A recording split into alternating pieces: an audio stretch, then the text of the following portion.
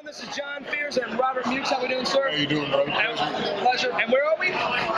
Contamination, having a good time. Contamination. Awesome Saturday. T-shirt. The return of Contamination. Got a couple questions for you. Absolutely. Dave Dyer that puts on this show. Great guy. What's been your experience with Dave so far? Dave is super mellow, awesome business guy, and I'm happy to be here. I love Contamination. St. Louis is an awesome town. I'm from Indy myself, so it's such a pleasure to come to the Midwest. Now, is this your first time at Contamination? First time at Contamination. And as a follow-up question, what do you think would be the best experience that you've had so far at Contamination? Well, last night I heard that local cuisine is toasted ravioli. Absolutely. That and Emo's Pizza. I haven't had that yet. Did you try the ravioli? I had ravioli and it was amazing. I love it, guys. If anyone that's watching, if you guys need to come to St. Louis, you gotta try that ravioli. It's really, really good. I'm gonna try that pizza though.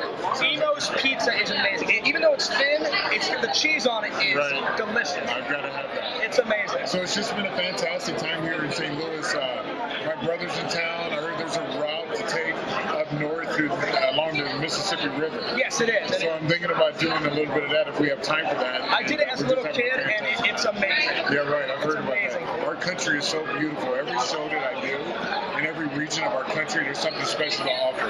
I did a show in South Carolina, and I got the chance to see the natural bridge. That was awesome. Nice. And then the third question about Contamination, like, when people come to these conventions, I've went to a lot of conventions. What would you say is different and stayed the same about conventions? Because people, I've been going to conventions about 6 or 7 years now, and I remember when I first started, I was like, man, it's a lot different now than how it was back in the day. And I don't know if you've been doing conventions for a while, but what do you think would be different and same about it? I just started 3 years ago in the convention scene, so I wouldn't be able to compare it to the past. Okay. I'm sure you're referring to before 3 years ago. It was probably the same climate. Yeah. But my understanding that horror fans are more family, like a group, a society. Yeah. Compared to the fans of sci-fi shows. Sci-fi. I haven't been to those shows, but I just know myself, the horror fans seem to have more of a brotherhood kind of thing, and like camaraderie, and like after the show, most of the people that go to the show are meeting up at the bar, as you were talking about last night. We were at the bar last night. And everybody shows up, as opposed to dispersing. Yeah. So the horror convention scene is really cool like that. I go to a little bit of both. I do like horror. I'm a big horror fan, but I also like going to WestWorld, which is like sci-fi comedies. And I would say what stays the same is the amazing people that you meet. Right. What's different about it is I remember when I first went to a few of them, they were like, oh, you go to those conventions, you're a nerd.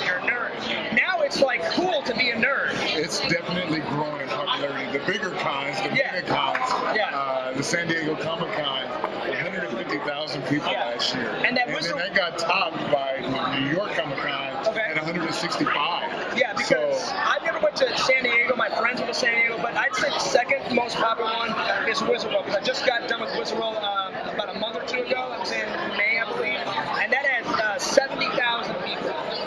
But San Diego, like you said, blows that out of the water. 150,000, and that got topped. That's crazy. 165,000 in New York. That's ridiculous. I don't know if those numbers are, fudged. No, I understand. But that's insane. That sounds amazing. It's insane numbers, guys. Got a couple questions about Thousand Corpses. Very popular movie. Very popular, and it's one of my favorite horror films. Besides your character, as a fan yourself, what would be a favorite character that you like besides your character? I like almost, I'm probably going to be a little biased with this thought, but almost every character in the movie is cool. The villains, especially the bad guys. Oh, yeah. Karen Black's amazing, our mother. Sid is great at coasting the victims along to the House of 1,000 Corpses. Yeah. And Bill Moseley leading the family.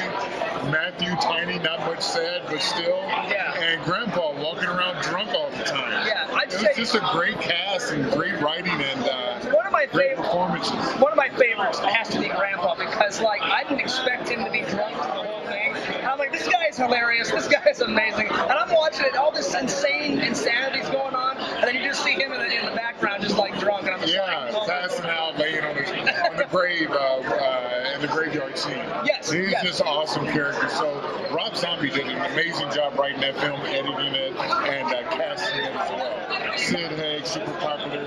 Karen Black. Bill Moseley. It's just a great film. And I would say a follow-up question to House of Thousand Corners. You mentioned Rob Zombie. If you could just describe to me and the fans, what is it about Rob? Like, where do you think all these ideas come from? Because, like, you watch House of Thousand Corners, that's got to come from somewhere genius. And then you see him, like, remake, like, Halloween. I don't know where all these ideas come from. He's very, very creative. He has a very creative mind and thought process.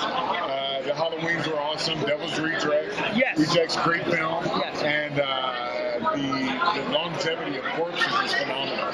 My two favorite films that he's probably made is this one and then the first remake to Halloween, because I'm a big, first one was awesome. I'm a big fan of Halloween. I never thought in a million years, at least not in my lifetime, that they would remake that. Right.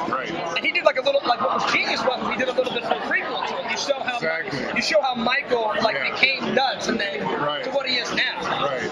And we got a 31 coming out too. I can't wait to see that. And that's like he did a fundraiser on that, and so he's got all the control on that, and I'm excited. The trailer looks awesome. The trailer's out already. Well, the third question I was going to ask you, can you tell us anything in the fans about 31, or do you have to keep it a secret? It's a secret, but I only know what you know, what the public knows. Okay, so all right. It's looking pretty awesome. Okay. Well, I'm excited for it. Be sure to tune in for that, guys. I can't wait. I saw the trailer. Looks amazing.